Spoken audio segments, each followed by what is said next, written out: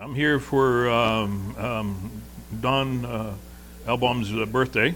We're doing a documentary about the fighters, boxers of Cincinnati. We're flying him to Cincinnati to do an interview with him next week. So, And the connection for Cincinnati with Don is what? well, I did a movie a couple of years ago about one of the first deaf baseball players to play Major League Baseball, and he's in the Reds Hall of Fame, who's William Dummy Hoy, and that's my connection with Cincinnati. Like I said, Dummy Hoy is in the Cincinnati Reds Hall of Fame. He's the one who introduced hand signs for strike and ball for the umpire, because he couldn't hear the calls back in the 1800s. So he asked the umpire at one game, because it was getting dark and foggy, to raise his right hand for strike, left hand for ball. So reluctantly, the umpire agreed to do that, and that's where the umpire hand signs came from. What was the inspiration? I mean, this just didn't come out of whole cloth. Not everybody knows the name Dummy Hoy. Right. How did that transpire? Well, I was working with a deaf organization in California. Somebody told me about it, so I started doing research, and I thought, okay, what's the big deal about a deaf baseball player? But as I delved into it, it was interesting because, back then it was all call, it was all verbal, and he couldn't hear the roar of the crowd. He was an excellent fielder, and he was a pretty good batter too. He ended up with a 288 batting average, but it's a team sport where you communicate with somebody. Like two guys are going after the ball. You're going, I got it. Well, he couldn't hear that, so he actually made a signal for his teammates also. So if he made a squeal, he had the ball, and everybody would back off. Of course, not all his teammates liked him when he first started playing, because they didn't think he had a place in baseball. He was only 5'4", 150 pounds, so they didn't want him there. So, but when he proved himself, he was considered a fly hawk in the outfield, and which is a great title for an outfielder. So he proved himself to everybody, and everybody accepted him. And then he accepted. Back in the 1800s, they called him Dummy because everybody was deaf. That was deaf and dumb. So they called him Dummy Hoy, and he accepted that name back then. Of course, you wouldn't call him Dummy today. So, but his when he played for Oshkosh, the last game against Milwaukee, he took there was a high fly ball hit to him, and he actually jumped over a horse to catch that catch, which helped Oshkosh win the game. Yeah. So then the Washington Senators back then picked him up after that, and he became pro. He played for 14 years, and he was one of the first deaf baseball players. Yeah. Principally with Cincinnati, as I recall. Wasn't he Cincinnati? Five years with Cincinnati. Okay. Yeah, he played with.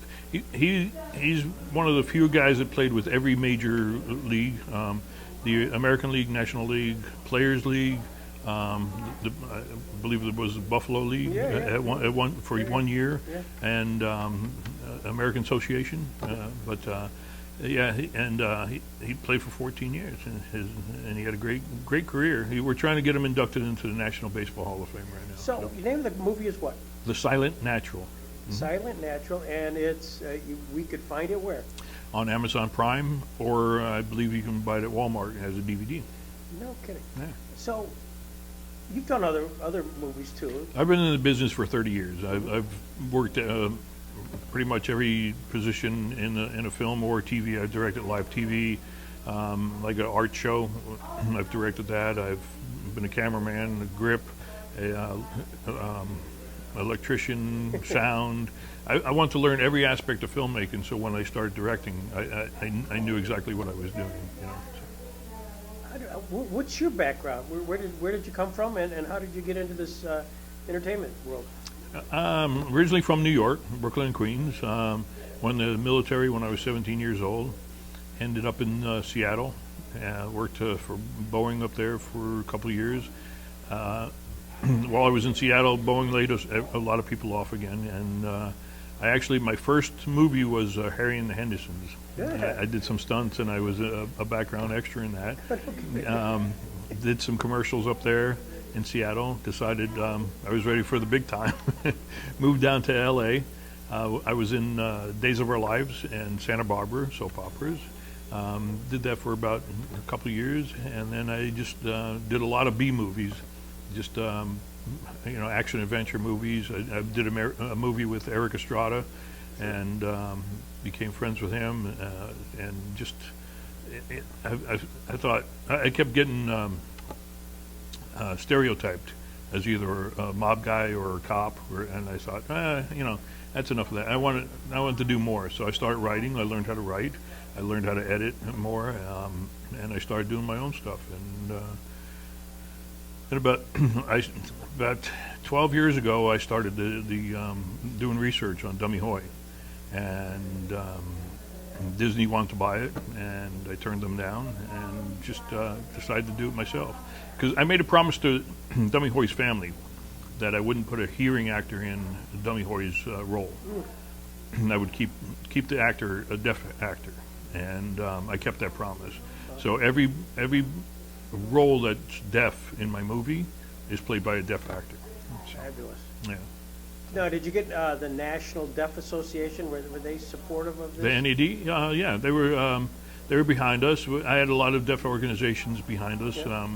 There's a deaf organization called USA, the Deaf Federation, and we did a big event for them, helped them raise money, and they were behind us. So yeah, we had a lot of deaf organizations behind us to push this through. So yeah, we a lot of support. I actually filmed in Kentucky because of the tax incentive there, and then I decided to stay there. So Is that where you're now? Yeah. Kentucky? yeah, so.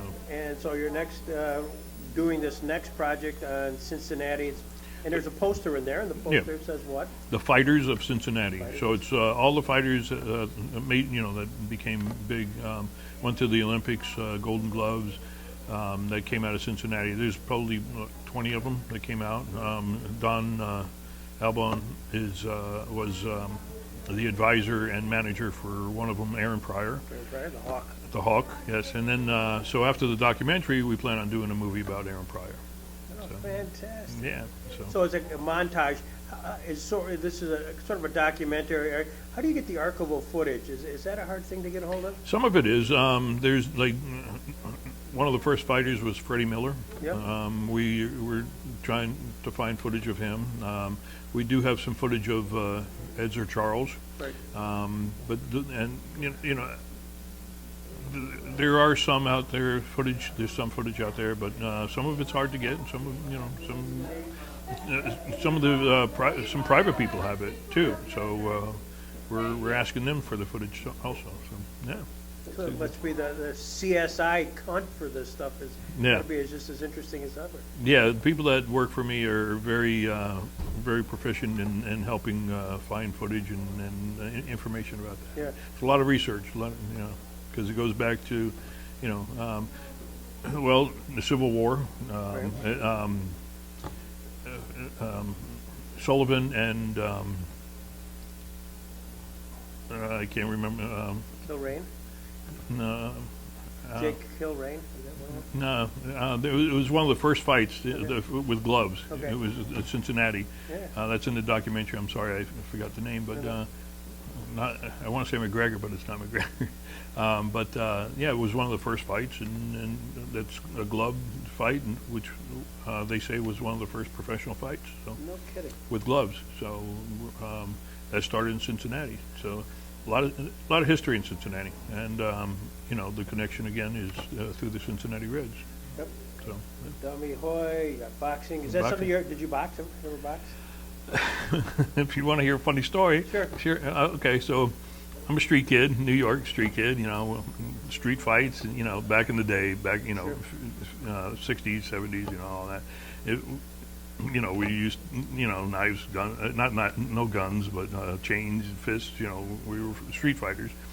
Then I went to a Vietnam vet, so learned hand-to-hand combat and went over there for 18 months and caught the tail end of Vietnam, and so So I thought it was, pretty bad. And so there was a boxer, Ibar Arrington.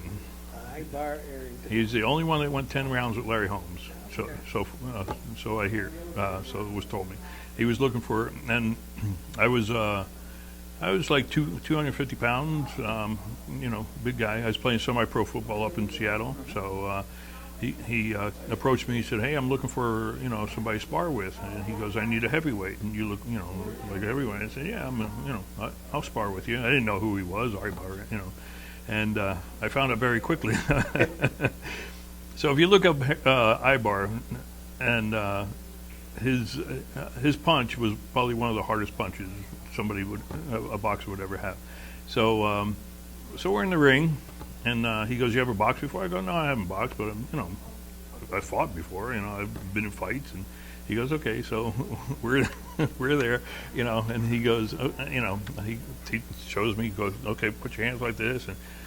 And we're going around the ring, and all of a sudden, boom! Like he hits me right here, just a jab.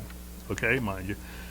That was the hardest hit I've ever taken. And I'm sitting there going, "What the heck just happened to me?" He goes, "Now I'm going to teach you how to box." I go, "Thank you." So that was Welcome to boxing. yeah. So I was a sparring partner with him for a couple months, and then I'm not sure if he went on because he was trying to make a comeback. Not sure if he ever did his comeback or not, but. Yeah, and then I found out he went 10 rounds. He was the only one that went 10 rounds with Larry Holmes. No So kidding. it was like, oh my gosh. Okay, I just got hit by one of the best. Yeah. Wow.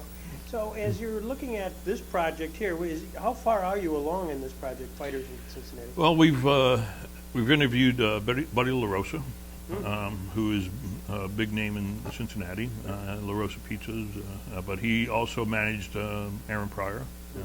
I think a few other boxers. He's got Golden Gloves of Cincinnati gym. He brings in a lot of kids. He's probably taken most of the Golden Gloves Olympic fighters to the Olympics from Cincinnati. So we've interviewed him. We've interviewed his granddaughter, Christina LaRosa, who runs the gym. And one of his sons, Mark LaRosa. So next week, we have a whole list of boxers that we're going to interview. Yeah. Tony Tubbs, Tony. Timothy Austin, Aaron Pryor Jr. We're going to interview. So, yeah, a whole list of boxers. Yeah. So it's Here's great. a connect. Only connect I have is as a lawyer, Buffalo, Tony TNT Tubbs won one of those heavyweight championships in Buffalo. Right. And there was some issue regarding whether or not the fight would go ahead because there was Don King, Don Elbaum, all had, claims on his contract. It's a crazy story. That's Elbaum can tell that story. Oh, wow. Yeah. And we got involved representing Tony TNT Tubbs Oh, cool. to get the injunction removed, which then permitted the fight. And then, of course, he wins, somewhat of a surprise. I think he beat Page. Okay. Anyways, and part of the pay was that I got an autographed picture from Tony TNT Tubbs. So, Very cool. yeah, so not that he'll ever remember any of that, but the law firm that represented him in Buffalo, which permitted the fight, was ours. I'll bring it up. Yeah. I'm sure he'll remember that. But it's amazing talking to Don. He's the one who got Don King started. Yeah. He's worked with Muhammad Ali. I mean, he's worked with so many great people. That, people say he's a legend. In the New York Hall of Fame, Boxing Hall of Fame.